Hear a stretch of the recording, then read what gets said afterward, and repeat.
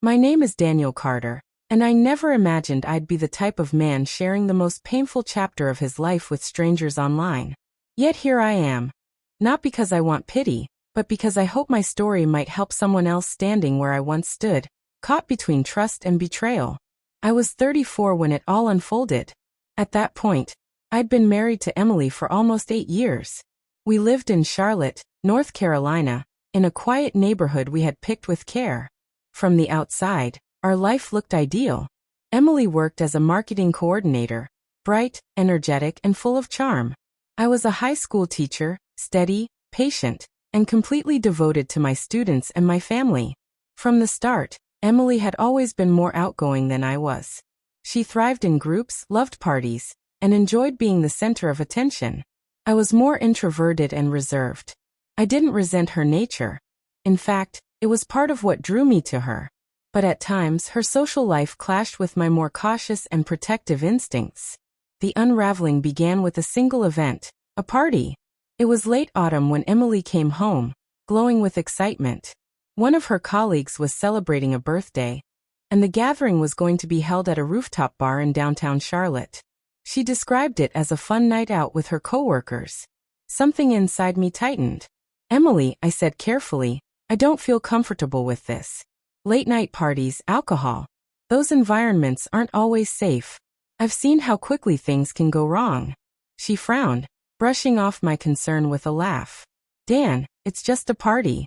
You know me. I'm not going to do anything wrong. Why are you acting so controlling?" Her words stung. I wasn't trying to control her. I was trying to protect what we had. "It's not about control," I replied softly.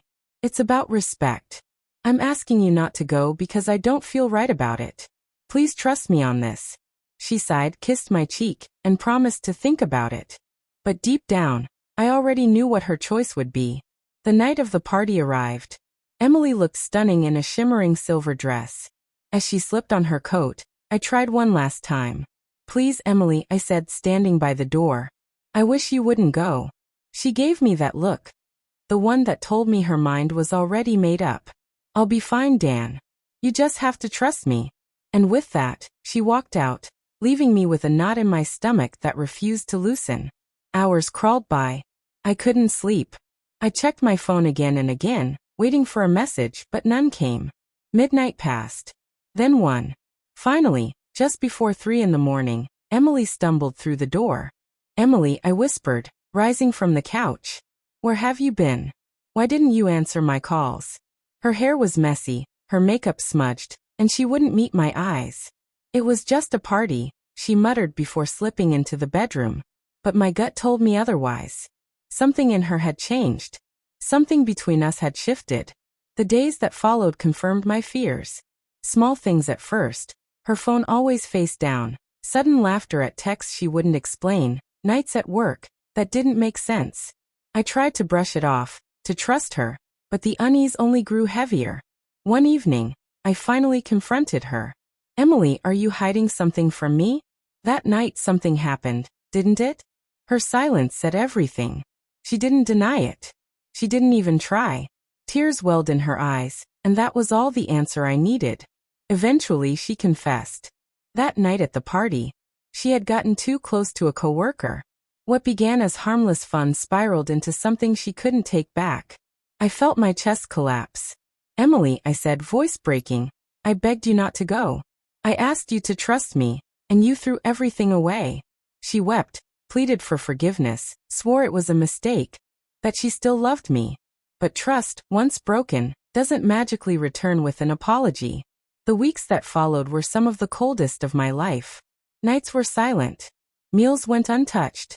Every corner of our home echoed with memories of a love now poisoned by betrayal.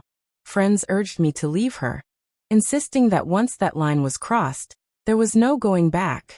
But my heart wasn't ready to give up. To me, marriage wasn't disposable. I had made vows, and I wanted to honor them, even if she hadn't. So I gave her a choice. "We can go to counseling," I told her. "We can try to rebuild this, but it will take time, patience, and complete honesty. Or, if you don't want that, then we end this now." Emily chose counseling. She claimed she regretted everything, that she wanted to fix what she had broken. Therapy was brutal. Every session felt like tearing open wounds. But it also forced us to face truths we had ignored. Emily admitted she often felt lonely in our marriage, that my quiet nature sometimes made her feel unseen. I learned she misunderstood my protectiveness. It wasn't about control, it was about valuing her above all else. Still, the shadow of that night lingered. Whenever she was late, whenever her phone buzzed, my chest tightened. Healing wasn't a straight line. Months later, one evening on our porch, we sat together watching the sunset. Emily took my hand, tears brimming. "Dan," she whispered, "thank you for not giving up on me. I don't deserve your forgiveness, but I'm grateful for it every single day." Her words didn't erase the pain, but they reminded me of something. Love isn't just about the good times. It's about how you face the storms. Even now, I still feel the ache of betrayal. I still wonder what life might have been like if she had listened that night. But I also see how it forced us to grow, to confront our flaws, and to rebuild from the ground up.